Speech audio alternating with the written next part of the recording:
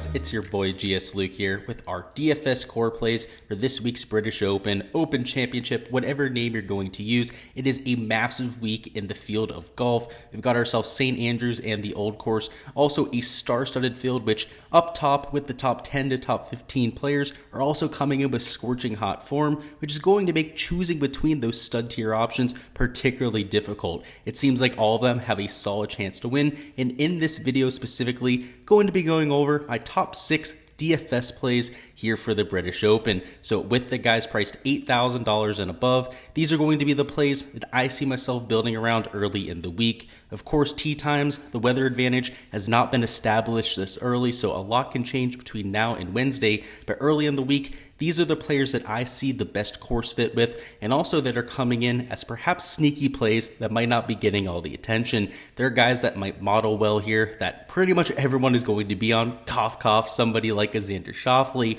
But a lot of the plays that I go over here might not be quite as straightforward. So more for the GPP perspective, perhaps leverage plays that might be a little bit more moderately owned. And for that perspective, give you a little bit more upside in large field contests. So with that being said, a lot to get into here. Let's go ahead and hop right on in. To start this thing off, let's go ahead and look at the key stats tab to get an idea of what I'm using to identify my top plays. And just going to go over really the top 3 stats I'm using as a differentiator. So first and foremost, shots gained approach is going to be up there, but particularly this 50 to 125 yard range and also this 125 to 150 yard range. Both of them going to be overutilized by far this week around St. Andrews. So something that I think is worth taking a look at. Also 3-putt avoidance, a lot more important at this golf course than most. You have absolutely massive greens. Some of them are double green complexes, but even the ones that have their own surface are upwards of 8,000 square foot.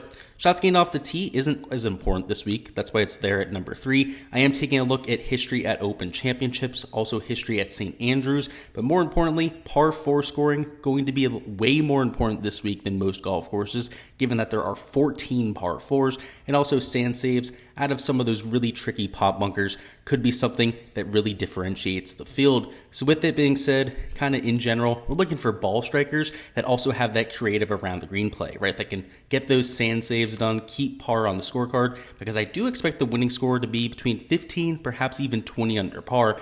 A lot of that is weather bearing, which is kind of what I mentioned during the intro with these aren't set in stone, right? If there ends up being a massive advantage between the two waves, there might have to be some pivots here in this range. But early in the week, if everything plays flat, these are certainly going to be guys that I'm getting to. So first off, up top, we've got Justin Thomas at $10,500. And coming into the week, he's my number 3 model ranking. So not my favorite play, which for somebody in the 10K range isn't ideal. But when I do a deep dive into some of the shorter proximity ranges, that 50 to 125 yard range, even if you break it down into 100 to 125 or 75 to 100, whatever the case is, he is top 3 in every single wedge range, all 4 of them, from 50 all the way up to 150 yards. That tells me that he's great at flighting his wedges. Obviously, those feel shots, those dead-armed wedge shots that he's known for are extremely effective. And around St. Andrews, that is going to be over half of your approach shots, and particularly for some of the longer players like a Justin Thomas, where he could realistically have less than 125 yards for 12 approach shots, and an additional 2 from that 125 to 150 range, which means where he's top 3 in the field in all of these categories, he's going to be hitting well over half of his approaches. We know that he's not the best putter to begin with, and given that he's probably setting up a ton of those 5 to 10 foot putts, I could realistically see him take this place nuclear low. Maybe not all 4 days, but 1 or 2 days, I expect him to absolutely eat this place apart, particularly if it's a low win scenario. When they interviewed him after his practice round yesterday, they asked him what he thought the most important stat would be this week, and he mentioned 5 to 10 foot putting.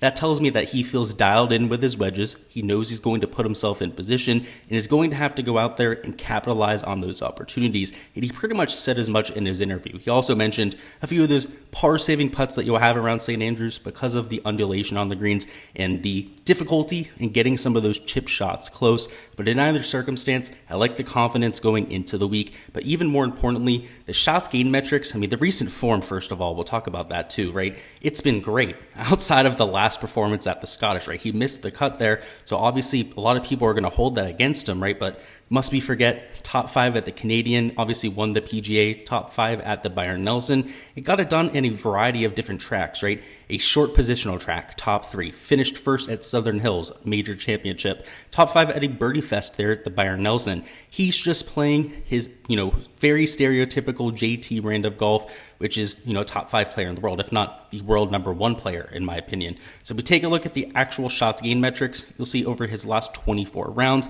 he's gaining over a third of a stroke in every category. Most significantly, with the approach, off the tee is also pretty solid too, but on approach, gaining close to a stroke per round, 0.85 shots. And with his putter, gaining close to half a stroke per round, which is not what we would expect from a JT. I mean, he's known for being a shoddy putter at best, but over his last 2 to 3 months has certainly made it a strong suit. And even if we zoom out to the last 50 measured rounds, you can see he's still getting it done, gaining 0.2 strokes per round. So you can see not quite as significant, right? It's been a little bit more of a recent thing for him to go out there and gain in bunches, but gaining a ton of strokes on approach. Off the tee is a little bit more significant over that time period. And in general, like I said, from the course fit perspective, he hits those wedges better than anyone else. He's coming in with the form we're looking for. He's been draining plenty of putts. He's already won a major championship here. What would it be for him to add another one to his resume? I mean, he's that type of player. Like I said, I look at him as a world number 1, potentially world number 2 type of player for the rest of his career. And getting something done here at St. Andrews would be career defining for Justin Thomas. And having Tiger Woods in his back pocket, probably not a bad thing either, right? He's been playing a lot of his practice rounds with the big cat, and what better than to have somebody who's a 2-time champion around St. Andrews in your back pocket giving you some advice. So the shots gained metrics look great. Hopefully he's a little bit lower owned because of that missed cut, and frankly, I'm not worried about it. When they asked him about the missed cut at the Scottish, he kind of shook it off and said, probably the most productive missed cut I've had for quite some time.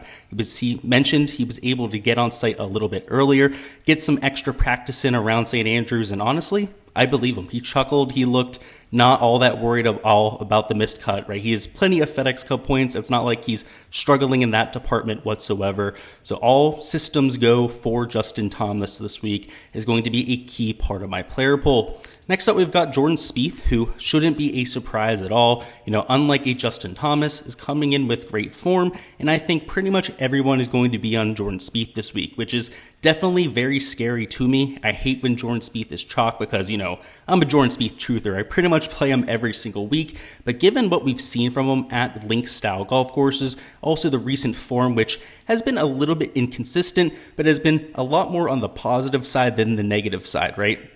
Top 10 finish at the Scottish Open.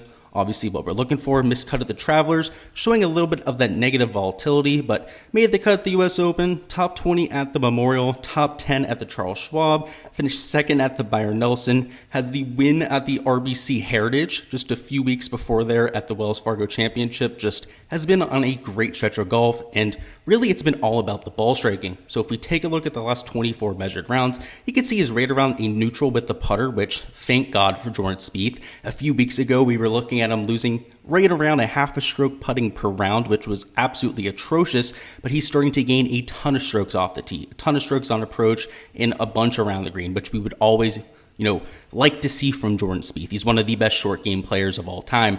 The issue with the putter has not been those 10 to 20 footer putts or even those 5 to 10 foot putts. He's made plenty of those for birdie, and in fact, even saved par quite a few times from that 10 to 15 foot range. The issue has been the 1 to 5 footers, the putts that are pretty much gimmies for everyone on tour. He seemingly misses at least 1 to 2 per round. And even if he's going to go out there and, score with the flat stick, make 4 to 5 birdies on the day, perhaps gain 2 to 3 strokes with the flat stick, when you're missing 2 putts, perhaps even 3 per round from the sub 5 foot range, you're not going to gain many strokes putting. And I think that's what we're seeing with Jordan Spieth.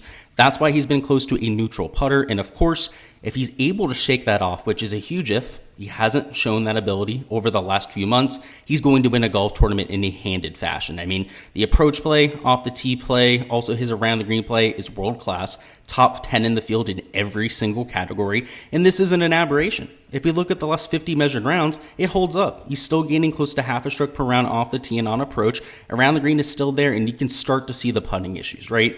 Losing about a third of a stroke per round in that category. And realistically, if he has started to cure some of those problems, and I think we have started to see him sharpen it up over the last few tournaments, if he can go out there and truly sharpen it up, have maybe 1-2 misses at the very most over the week from that sub 5 foot range, I think he's extremely live to win this event.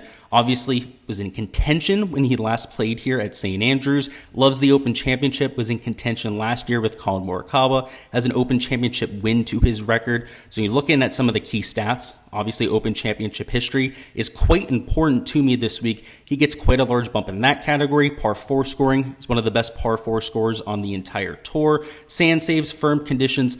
All of these type of stats are in his back pocket. So that's another reason why I like Jordan Spieth here. You can see recent form rank. He's number 5 in the field. A little bit longer term sample size. You can see my model doesn't love him quite as much. That's why the total model ranking isn't quite as high on him this week. But given what we've seen over the last month or even the last year, to be quite honest with a Jordan Spieth, I'm extremely bullish on his chances at St. Andrews. Mid-video plug here for my Patreon page, which is where you can get access to all my modeling and projections that you see on my videos. Now, a lot of the things that were blacked out on screen were what you can get access to there, where I give all of my projections and modeling for every player in the field. That happens for Showdown, obviously for 4-round slates like we're talking about right now. Also for Prize Picks, where I post spreadsheets with all of my hit rates for the props on the board.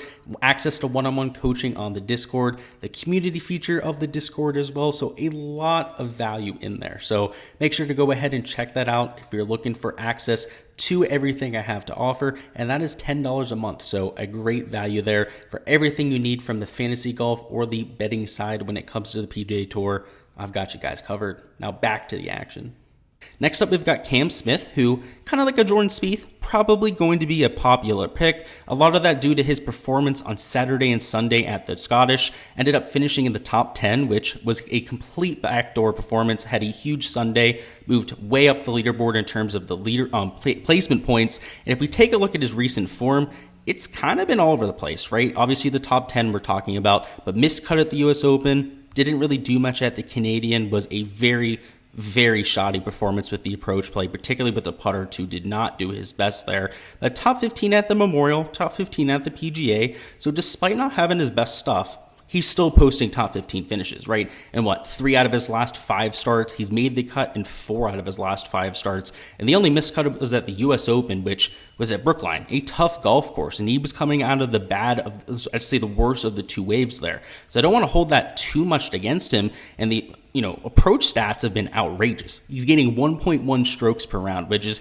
number 1 in the field of anybody with a legitimate sample size. Around the green and putting has just been a marginal gainer, so that's kind of what's holding him back. Off the tee, we're not used to him gaining a ton of strokes. He just needs to get back to that world-class short game. And if there's one thing that we can count on Cameron Smith doing, it's having, a top 5 around the green play, and if not, the number 1 spot when it comes to shots gained putting. So these stats we've seen over the last, 4 to 5 starts, I don't want to hold against him all too much. We know from a long-term sample size that he's a much better player than that. Now, is it concerning? Sure, right? If Cam Smith is going to be 30% owned this week, if he's going to be the chalk of all chalk here, then I'll be fading it, because there have been signs of a little bit of a struggle in that department. But if he's going to be somewhere in that 15 to 20% range, something that I think is reasonable for a Cam Smith, and I'm going to be all in on it, because the approach play, which is by far the most important stat this week, and if you take a look at those wedge ranges, he's in the top 10 of every single category. So, unlike some players that'll just spike in one or 2 categories, like a Webb Simpson,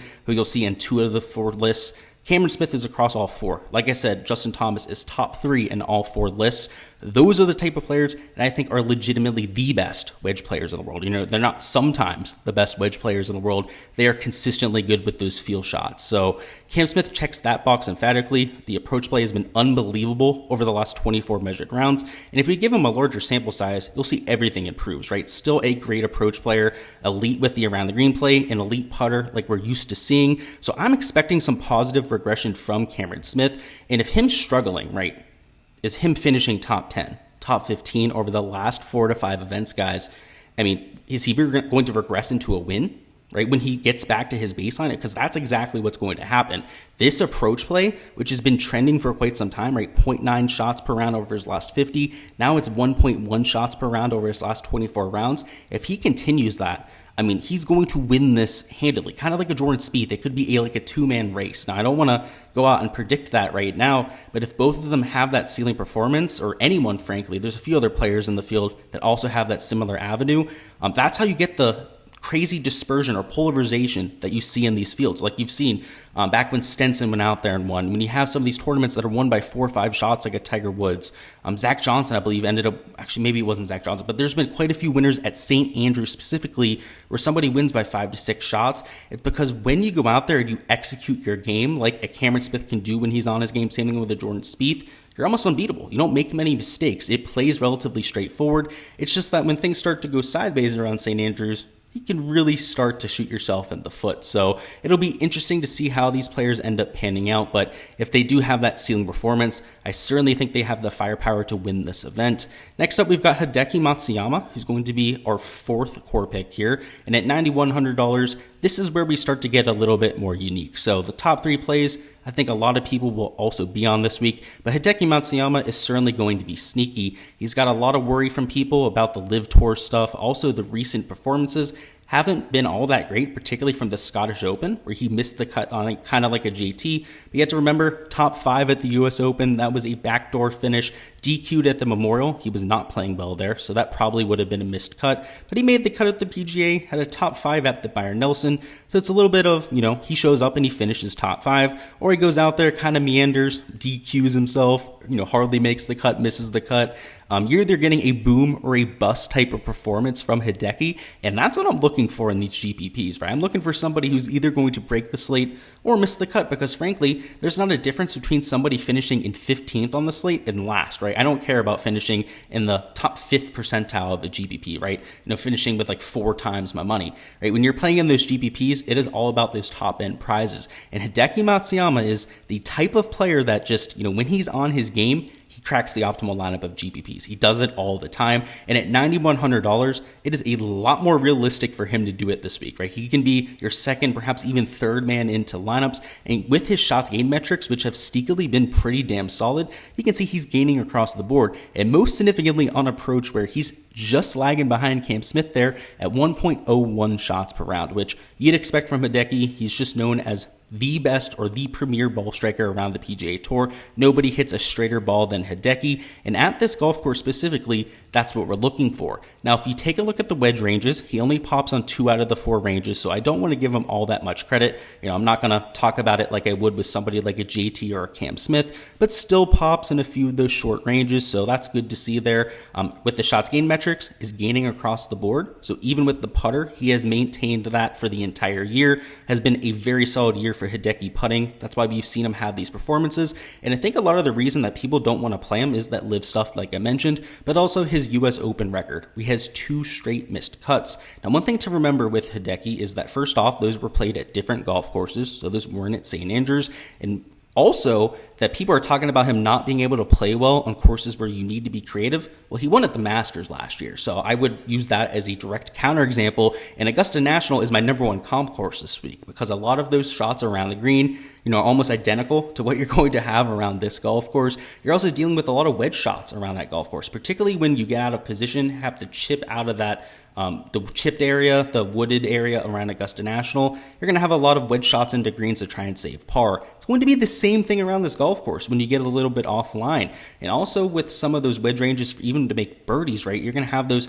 field shots from 60 to 70 yards. Hideki Matsuyama made it look like an art form around Augusta National. So I know a lot of the narrative around him this week isn't all that positive. So I think you're going to get single digit, perhaps maybe low teens ownership on Hideki Matsuyama. And at those type of ownership levels, I am certainly going to be a buyer. So he is somebody who, it does depend on his ownership come the end of the week, whether I will end up firing the bullet on him. But given the sentiment I've seen a lot of the people that have kind of talked against Hideki Matsuyama to this point is somebody that I'm going to be willing to take a shot on, because given the fact that I, like the comp course there with Augusta National, I like the fact that he's gaining a ton of strokes with the approach play of late, and the recent form has been boom or bust, right? Top 5 at the US Open, top 5 at the Byron Nelson. He cracked the optimal lineup in both of those events. That's the type of player that I'm looking for in these large field GPPs. Another pivot play that not many will be on is going to be Louis Oosthuizen there at $8,800. And the reason why people won't play him is, first, he's going to the LIV Tour, but more importantly, he's already played on the LIV Tour, but more importantly, we haven't seen him on a PGA Tour event, right? We don't have shots gained metrics for him over the last few months, so people will immediately throw him off. But remember, he finished in the top 10 at both LIV events, which, granted, exhibition event, a lot of people will just throw that aside, but at least he finished in the top 10, finished in 6th place on the last one. But also for the European Tour event he played, he finished in tied for 8th place, which is pretty solid for a field of the strength that he played in. So a lot of people will kind of just brush him aside, assume that he's completely written off golf. It seems like he's stayed pretty sharp over the last few months, and the last 2 times he's played at St. Andrews, he has a win here and a 2nd place finish and a playoff where he ended up losing. It might have been the Zach Johnson year that I'm thinking of. I have to double check on that, but either way, it's a win and a 2nd place finish for Louis, and somebody who absolutely fits the golf course to a T. Let's think about it, right? Off the tee, he's long and he's accurate, which is kind of what you're looking for in that at an Open Championship, but off the tee, not the main thing I'm looking for. Mostly the wedges, right? And with all of those wedge ranges, Louis Oosthuizen is at least in the top 20. So not as elite as somebody like a Cam Smith or also a JT who's top 10 in every single category, but at least top 20 in all of those proximity ranges. And over the last 2 years has been top 10 in all of the proximity ranges. So from a shorter term sample size, Louis has just gotten better and better over the years. And I don't want to look at shots gained metrics over the last 24 rounds because they're over a long sample size. Let's just give them the largest sample size we can. You can see he's gaining in everything but approach. A lot of those approach numbers are struggles with the longer approach ranges, like the 175 to 200. Also, the 200 plus yard approach range are slight negatives for Louis Oosthuizen in both shots gained categories. But where he's even over the last 50 measured rounds gotten it done has been the 50 to 125 or that 125 to 150 yard range like we were talking about a little bit before. So I like the fact that he's gaining off the tee, gaining around the green. The putter, though it's not as elite as it was there in 2021, is still a positive. The recent form, like I said, is non-existent, right? We saw him play at the US Open where he missed the cut. He played at the PGA Championship and made the cut. So a lot of people are just going to write him off. So kind of like Hideki, I'm hoping he's single digit or perhaps even low teens in terms of ownership. At that type of level, I'm willing to take 20 to 25% on those players because frankly, they have upside to break the slate. They could very well finish in the top 5, right? Louis, 2nd place, 1st place finish, speak for themselves around this venue. And I think he's a sneaky play with his form, right? The form, he's not been playing on the PGA Tour, but he's at least top 10ing at worldwide events that have relatively competitive fields. And with Hideki Matsuyama, right, though he's been a little bit up and down, he still has 2 top 5 finishes out of his last 5 starts, right? He's still showing that ceiling performance. So if people are going to completely write them off this week, they're giving me the kind of upside I'm looking for in these large field contests. Now, lastly, the last core pick we're getting to is going to be Tony Finau at $8,400. And $8,400 for Finau, at least with how he's playing of late, is a criminally mispriced player. He's number 3 in recent form rank. He's number 12 in old course fit, which is a longer term sample size picture. And if you take a look at the recent form, you'll see the flashy performances have been there, right? 2 top 5 finishes, just like Hideki, finished in the top 15 at the Travelers, which wasn't a particularly good course fit, and outside of the US Open, has made all of his cuts. And the shots gained metrics are even more beautiful for Tony Finau, where he's gaining over 1/3 of a stroke in every category and over half a stroke in every category but the putter, which we would expect for him to be the worst category, right? Tony Finau is historically one of the worst putters that we see. That's why he doesn't win a lot. Obviously, from tee to green, one of the best players we've seen on the PGA Tour, and that's what we're looking for in these major championships. If you're looking for a high floor player, Tony Finau is your guy. He's going to make a ton of cuts for you, to finish in the top 25 quite often, and because he's gaining with the flat stick, that's why we've gotten the ceiling performances from him. And even if we look over the last 50 measured rounds, you can see he's gaining across all 4 categories. Now, it's not quite as significant, right? Still quite solid with the approach play and the off the tee play, but around the green, a little bit closer to neutral. Same thing with the flat stick, but he's still a positive in that category. So somebody who's been trending in the right direction for quite some time, and he's also played well at Open Championships. So if you take a look at his record there, it's a bunch of made cuts, also a few top 10 finishes for Tony Finau over the last few Open Championships. And though he hasn't played at St. Andrews before, I expect the skill set to make some sense. Over a few of those proximity ranges, from the 50 to 125 yard range, he's I believe he was top 20 in like half of them, and 2 out of the 4. So kind of similar to a few of the guys we've talked about here. You know, he's been solid in a few of the categories, which is solid to see, but not an elite level wedge player. So that's not something that we can put in his back pocket. But outside of that, the shots gained metrics look beautiful for him. The price is just, wrong on him. He should be closer to $9,000 if anything, and certainly somebody that I'll be getting to in quite a few lineups. Guys, that's all I've got for the core picks. Before you hop on out of here, let me know who you've got winning down in the comments, and also make sure you go ahead and smash that like button. We're going to have even more content dropping throughout the week. We'll have value picks dropping later on tonight, also our fades and sleepers, our weekly DFS live stream, showdown content throughout the weekend, some prize picks, props videos, so a lot coming for the Open Championship, or British Open if you're using that term. But in either circumstance, guys, really looking forward to it. It's going to be an absolute epic event. If you haven't already subscribed to the channel, first off, would highly recommend you go ahead and do so as well. That way you don't miss any of that content when it drops, and of course for the rest of the PGA Tour schedule. Best of luck with all of your lineups for this week, any of your outright bets if you're going in that direction, and let's get this cash, fellas.